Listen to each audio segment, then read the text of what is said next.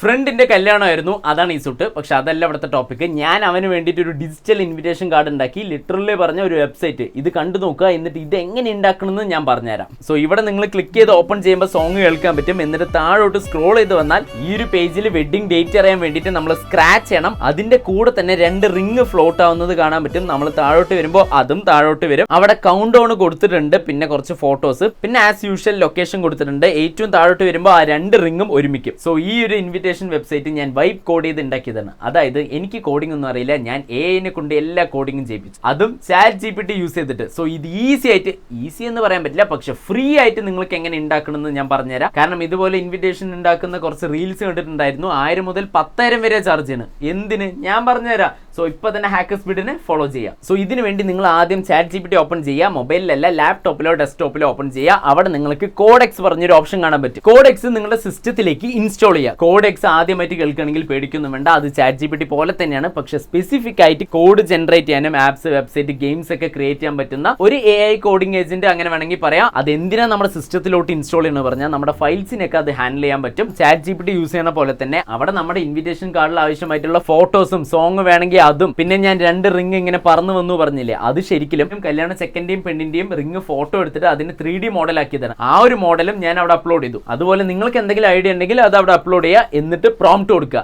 ഇവിടെ നിങ്ങൾ എൻ്റെ അടുത്ത് പ്രോംപ്റ്റ് കമന്റ് സെക്ഷനിൽ ചോദിച്ച് വരരുത്.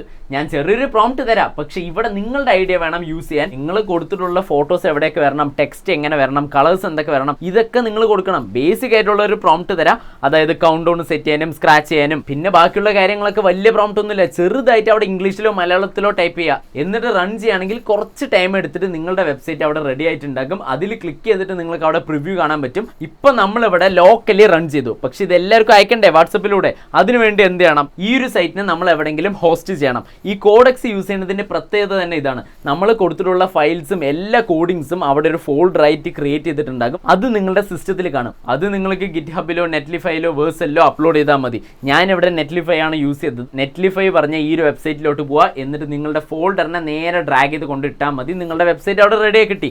ഈ കാണുന്ന ലിങ്ക് എടുത്തിട്ട് നിങ്ങളുടെ ഫ്രണ്ട്സ് എല്ലാവർക്കും ഷെയർ ചെയ്ത് കൊടുത്തോ. ഇതിന്റെ സ്റ്റെപ്പ് ബൈ സ്റ്റെപ്പ് ഞാൻ കമന്റിൽ പിൻ ചെയ്ത് വെക്കാം. പിന്നെ ആ ബേസിക് പ്രോംപ്റ്റും അവിടെ കമന്റ് ചെയ്ത് വെക്കുക. എന്ത് ഡൗട്ട് ഉണ്ടെങ്കിലും ഇനി എൻ്റെ അടുത്ത് ചോദിക്കേണ്ട, നേരെ ChatGPT ചോദിച്ചാൽ മതി.